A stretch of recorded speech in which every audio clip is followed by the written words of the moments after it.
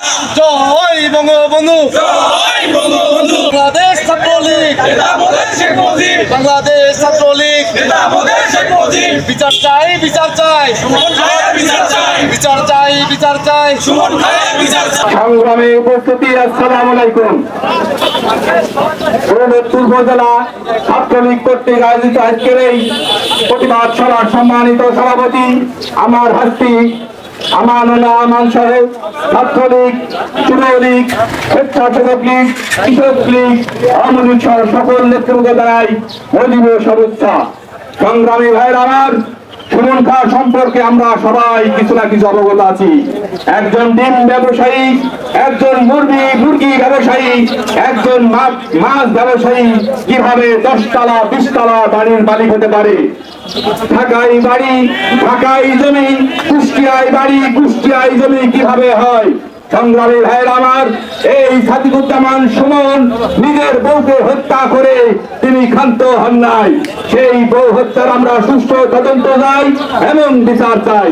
তার কাদের মেয়েকে হত্যা করেছে সেটারও সুষ্ঠু তদন্ত চাই। সংগ্রামী ভাইয়ের আমার, আমি রংপুর উপজেলা স্বেচ্ছাসেবক লীগের সভাপতি, পাশাপাশি আমি দৌলতপুর কলেজের একজন শিক্ষক। দৌলতপুর কলেজ শিক্ষকের পক্ষ থেকে আমি বলতে চাই, দৌলতপুর কলেজে যে সীমাহীন দুর্নীতি চলছেই সেইটার আমরা অবসান চাই। সে কিভাবে এত টাকার গাড়ি বাড়ি করলো? দৌলতপুর কলেজ থেকে কেন নিয়োগ বাণিজ্য করলো?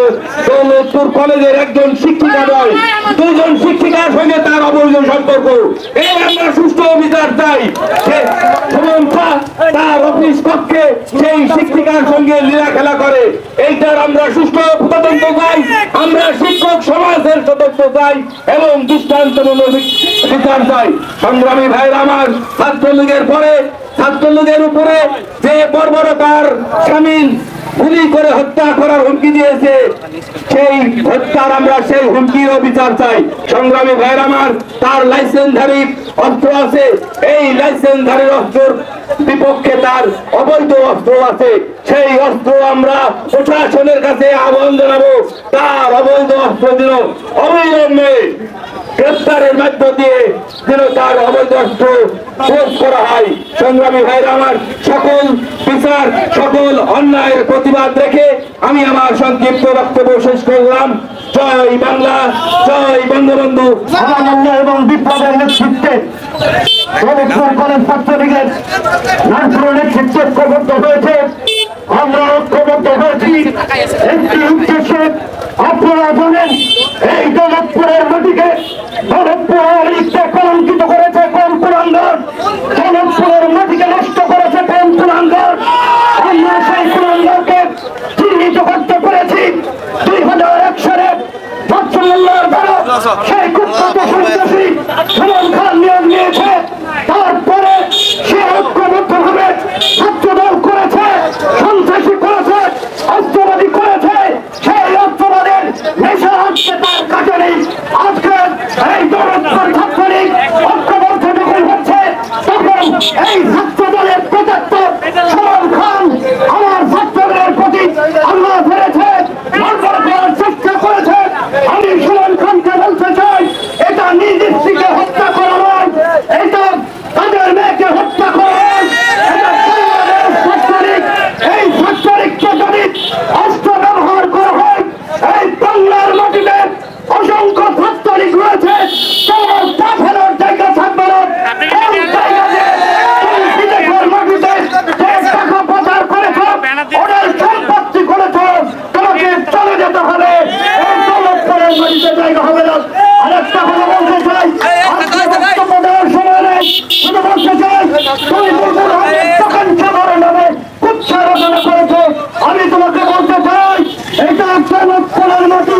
তুমি সুমন খান গেলাম, তোমার মহাগুরু তোমাকে যে পরিচালনা করছে, এই বুলবুল আহমেদ তখন চৌধুরী একটা পোষণ তোলার দক্ষতা তোমার নেই। আলহাজুল হক চৌধুরীর নেতৃত্বে দৌলতপুর ঐক্যবদ্ধ।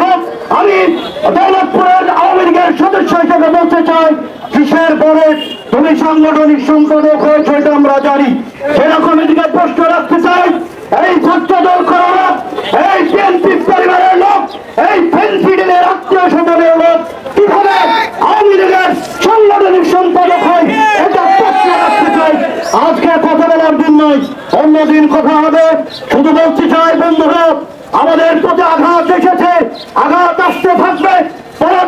শক্তিরা ঐক্যবদ্ধ হয়েছে, গণতন্ত্রের শক্তিরা ঐক্যবদ্ধ হওয়ার চেষ্টা করছে। ছাত্রলীগকে, আওয়ামী লীগকে, কৃষক লীগকে, যুবলীগকে ঐক্যবদ্ধ হতে হবে। সময় এসেছে এইসব রাজাকার পরিবারের সন্তানদের দৌলতপুরের মাটি থেকে বিতাড়িত করার। আরেকটি কথা বলে শেষ করবো, আমার ছাত্রলীগ, আমার শরীরে ছাত্রলীগের রক্ত রয়েছে। তোমরা যখন ডাক্তারা শুধু এখানে নয়, দৌলতপুরের প্রত্যেকটা ইঞ্চি ইঞ্চি মাটি অচল হয়ে যাবে ছাত্রলীগের ডাকে। এই বিচার, এই অস্ত্র যদি উদ্ধার না হয়, এই অস্ত্র যদি উদ্ধার না হয়, আমার প্রশাসনের কর্তাদের শ্রদ্ধা জানিয়ে বলতে চাই, একটা শিক্ষাঙ্গনে শিক্ষক কখনো অস্ত্র নিয়ে চলতে পারে না, শিক্ষক কখনো অস্ত্র চলে না। এই বৈধ অস্ত্রটা অবশ্যই আপনারা আপনাদের নিয়ন্ত্রণে দিয়ে এই বিচার করবেন, এই আশাবাদ ব্যক্ত রেখে এখানে যারা আমার সিনিয়র আওয়ামী লীগের নেতৃবৃন্দ রয়েছে সকলকে ধন্যবাদ জানিয়ে, সকলকে ধন্যবাদ জানিয়ে আমি আমার বক্তব্য শেষ করছি। জয় বাংলা, জয় বঙ্গবন্ধু। উঠিয়ে হত্যার হুমকির প্রতিবাদে আজকের এই মানববন্ধন ও বিক্ষোভ সমাবেশ, আজকের এই বিক্ষোভ সমাবেশ থেকে আমি আপনাদেরকে উদারতা আহ্বান জানাতে চাই। অধ্যক্ষ সাদিকুজ্জামান খান সুমন, তিনি দৌলতপুরের বিভিন্ন জায়গায় বিভিন্ন সময় অনেক অপকর্মের সাথে নিজেকে জড়িয়ে ফেলেছে। আর তারই আর ধারাবাহিকতায় গত 5 তারিখে এবং 6 তারিখে আমাদের দৌলতপুর উপজেলা ছাত্রলীগ এবং কলেজ ছাত্রলীগের নেতৃবৃন্দকে এবং সাধারণ শিক্ষার্থীদের হত্যার হুমকি দিয়েছিল। সেই জন্য আজকে আমরা এই উপজেলায় তার বিরুদ্ধে প্রতিবাদ জানানোর জন্য আজকের এই মানববন্ধনে অংশগ্রহণ করেছি। সুতরাং আপনাদেরকে মনে রাখতে হবে, সাদিকুজ্জামান খান সুমন যাতে আর দৌলতপুরের মাটিতে কোনো ছাত্র এবং সাধারণ মানুষ কারণে কোনো রকম ভয় ভীতি থেকে কারোর কোনো ক্ষতি করতে না পারে, সেই দিকে আপনাদের লক্ষ্য রেখে আপনাদের প্রতিবাদ কর্মসূচিকে আপনারা ধারাবাহিকভাবে চালিয়ে যাবেন, এই আশাবাদ ব্যক্ত রেখে তার বিচার দাবি করে তার ঢাকাকে বলা হচ্ছে তার হাত পা ভেঙে দাও। ছাত্রলীগের দিকে বন্দুক তাক করার প্রতিশোধ প্রতিকার হবে। এই দৌলতপুরের মাটিতে কুকুর খাকে আমরা অবাঞ্ছিত ঘোষণা করলাম, এই সুমন খাকে দৌলতপুরের মাটিতে আমরা অবাঞ্ছিত ঘোষণা করে আজকে আমাদের এই বক্তব্য শেষ করছি। জয় বাংলা, জয় বঙ্গবন্ধু। জাতির জনক বঙ্গবন্ধু শেখ মুজিবুর রহমান, তাকে স্মরণ করি এবং যারা স্মরণ করে এবং জাতীয় চার নেতাকে স্মরণ করে আজকে আপনাদের মাঝে দুটি কথা বলতে চাই। আপনারা জানেন দৌলতপুর উপজেলা ছাত্রলীগ অনেক 33 বছর পরে দৌলতপুর উপজেলা ছাত্রলীগের একটা পূর্ণাঙ্গ কমিটি হয়েছে এবং কলেজ ছাত্রলীগের একটা পূর্ণাঙ্গ কমিটি হয়েছে। আজ আপনারা জানেন ইতিহাসের পর থেকে দৌলতপুর কলেজে ছাত্র রাজনীতি চলে আসছে, সেখান থেকে বাচ্চাদের বিরুদ্ধে অনেক মিছিল, অনেক কিছু হয়েছে, কিন্তু আজকে সেই সুমন খা ছাত্রলীগকে অবাঞ্ছিত ঘোষণা করেছেন। আমি একটু নিন্দা প্রতিবাদ জানাই। আপনারা জানেন সুমন খা একটি দুর্নীতিগ্রস্ত লোক, সে ছিলেন একটি সে মাছ বিক্রি করতেন, সে আজকে বড় বড় BMW গাড়িতে চলেন। তাই সে অনেক অন্যায় সে দুর্নীতি করেন। তার চাচা কিছুদিন আগে গতকালকে মাদক নিয়ে ধরা পড়েছেন।